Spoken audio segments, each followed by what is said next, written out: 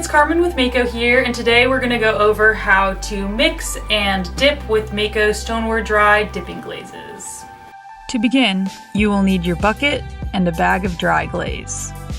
Our dry glazes come in 5-pound bags and are available in quantities of 5 and 25 pounds. Here we are just adding 5 pounds since we are adding to an already existing bucket. If we were starting a new bucket, we recommend using at least 10 pounds of dry material. You will also need your water. We recommend using 1 pint of water for every pound of dry material. Today we are mixing up 5 pounds of dry, so we will need 5 pints of water. Here we just use a clean brushing pint to measure the water. And finally, you will need your preferred particle mask and mixing method, as well as dipping tongs for when we apply the glaze to a ware. Now that we are ready to mix our glaze, we will start by adding the water.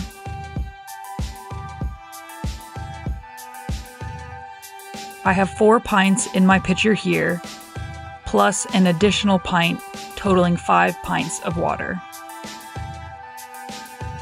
Before you begin handling your dry materials, you want to put on your particle mask. Now we want to tumble the bag of dry to evenly distribute the materials. There is no need to sieve our dry glazes. Once the materials have been distributed, we can pour our dry mix into the bucket. To alleviate dust, put your bag low into the bucket.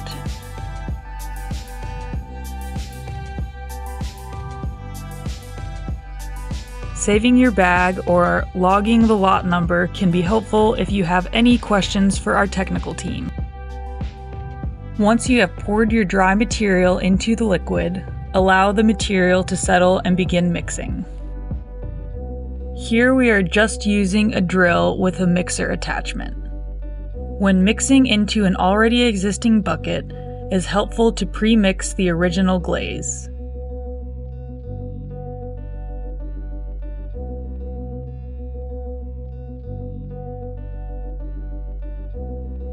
Once your glaze is completely mixed, you may remove your mask and you are ready to dip. Here is a bowl that I have applied Mako's wax resist to the bottom. Wax resist is super helpful when dipping. It makes dry footing a breeze and won't ruin your brush. Just rinse with warm water.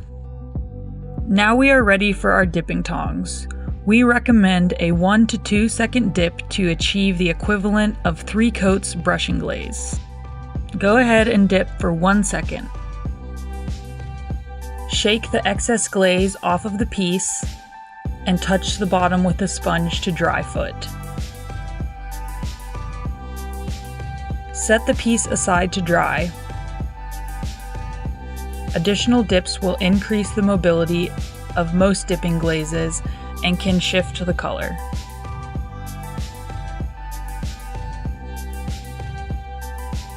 Check our label for a recommended specific gravity and viscosity range. If you have any questions, feel free to reach out to technical